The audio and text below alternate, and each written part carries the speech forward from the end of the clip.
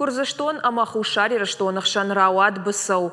Пацахадон араны анажак он поста кутаджатыха юқыдыма канерсыдышты уя хошай. Хушар ирыштона минаварта пацахатых шан бысаута ювашкананы шармагонд амбырт нуахтой. Бадом той самай райшома ахшашахатма аранты пост каяйшой уй. Фала гурзыштонах исауад нешражиш. Раждар хушар ирыштона пацахадон адашсинады комитеты куткушын коттой автомай гурзыштон дартар жнау района цнели шакаума хаштаг аражи анажак онай аранты пост.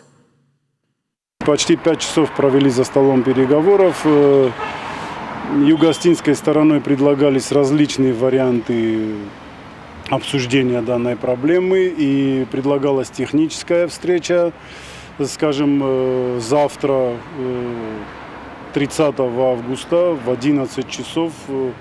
Я предлагал встречу провести там на месте, чтобы обсудить и объяснить грузинским представителям, что этот пост представляет угрозу для юго-остинской стороны. Наше единственное требование – все работы по оборудованию поста должны быть свернуты, и грузинские полицейские должны покинуть данный регион. Ситуация накалена до предела. И угроза безопасности не только в данном районе, но и в регионе в целом.